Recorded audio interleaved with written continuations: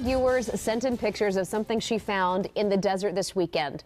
We knew we had to look into this. Tiny purple spheres seem to appear out of nowhere, and our viewer wanted some answers. Not on your sides, Liz Kotelik saw these strange jelly-like objects, and she joins us here in the studio to tell us what these objects just might be. Guy, this is definitely something that I have never seen before. There were thousands of these weird little spheres piled in the middle of the desert, and although I'd like to believe that they were maybe something out of this world, we spoke to one source today who may have another explanation. It was a normal Sunday in Vail for Geraldine Vargas. Normal until she and her husband stumbled upon something kind of weird. We were taking photos around the area, and how could you miss this? It was just like glittering in the sun. Thousands of these tiny purple-hued spheres piled in the middle of nowhere. It's just one of those things that you've never seen before. They were watery. Some were translucent, and the pile was completely isolated. Geraldine was amazed, and she wanted answers. We did email a friend of ours who's a zoologist, but she didn't know. She didn't seem to recognize what it was. So she sent K-Gun 9 these pictures, hoping we could figure it out. So we checked out the mysterious spheres for ourselves today, and they were still there. They're like gooey marbles that ooze out a water substance when we squish them.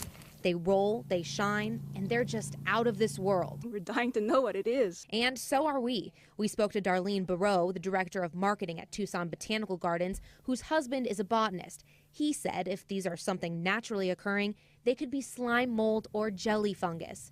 But no one is positive what these spheres are, and for now, all we can say for certain is that they're definitely out of the ordinary.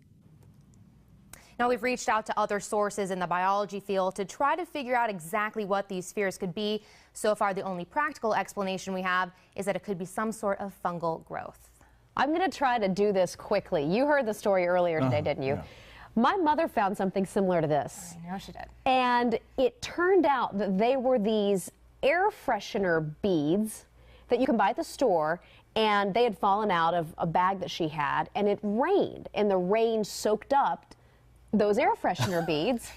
She had the Department of Game and Fish at her house. They were taking samples, and because they're scary looking. They're very strange looking, because she thought that she had some kind of strange new species growing in her house. So you think that's what this is? That's my guess. That's just a guess, but that's only based on a kind of ironic experience that we also had. So. Right. Well, Darlene told us that this kind of a fungus isn't really something that's normal in this type of climate. So maybe it's the Febreze. You got to get back to us on this. You've got to let us know when we find out. I will keep you updated. All right, absolutely. Liz, thank you. Okay.